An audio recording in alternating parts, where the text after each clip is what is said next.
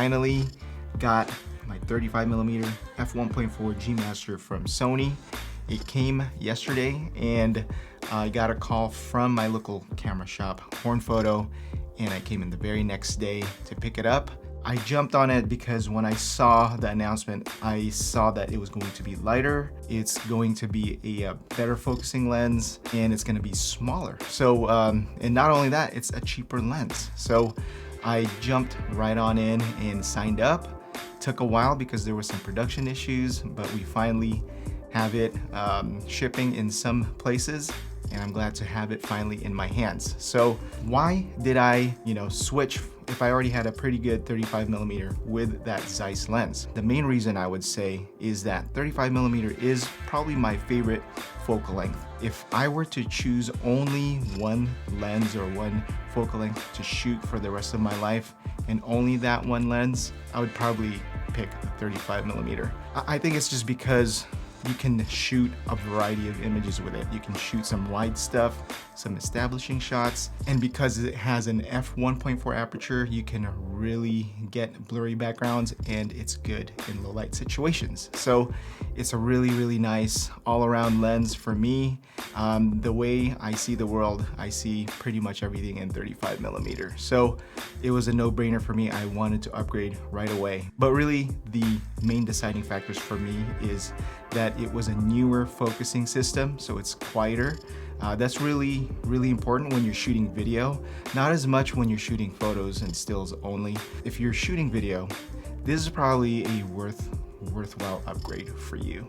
At the same time, look how much smaller this lens is. It's about the same size as my 24mm G Master. I took a few photos with my existing Zeiss 35mm around the backyard. I brought the 35mm back home, this new one, and shot the same exact pictures, which you're seeing right now. So the very first thing that I noticed from this 35 G Master is that the images are a bit more contrasty and a little more warm compared to the Zeiss 35. Another thing that I noticed is that there is a bit less, actually not a bit, but there's a lot less fringing on these images from the G Master. The part where you notice fringing the most is when the focus area meets the out of focus area.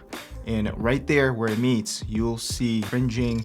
There's usually like a green or a purple cast just right at the edge. So I really saw a lot of that in the old Zeiss 35mm, but here it's almost non-existent. There's a few instances where I see it, but for the most part, it is very well controlled. So on that day that when I got this lens, I happened to have a shoot scheduled, a portrait shoot, and I went ahead and took this along with me, and I shot with it that whole shoot. In fact, it was the only lens that I brought with me. So all these images that you're seeing right now are all from that shoot using the 35 G Master. For me, I wasn't really nervous about just taking a new lens to a portrait shoot like that because I'm very used to this focal length anyway. So for me, it was a really good time to just get familiar with this lens and just the way it's set up. So the main things that jumped out at me was just the contrast. It really held up contrast really well, even when you had backlit images. I mean, usually that's when contrast goes way down and you have a ton of flare. This one didn't flare as much as other lenses, so it held up that contrast in backlit images. But even in like normally flat, flatly lit images, the contrast was really pronounced more, I think, than the Zeiss lens. When you think about it, if an image has more contrast, it does seem a little bit more sharper or clearer. So I can't tell right off the bat. I have to shoot a little bit more with this lens, but it does seem a bit sharper than the Zeiss lens, and definitely has more contrast, a little more punch to it. I would say also that it feels a little bit warmer. If you like a little bit more warmth, maybe with portraits, you'll notice a little bit more with this lens. I think it was a good way to get familiar with this lens, is just go out and shooting with it and not just taking pictures of my backyard or my fence and my chickens. So Another tidbit about this shoot that I did was I only shot with this one lens. So that was a really nice change of pace for me, because usually I'll shoot with 2 different focal lengths and I'll switch between the 2.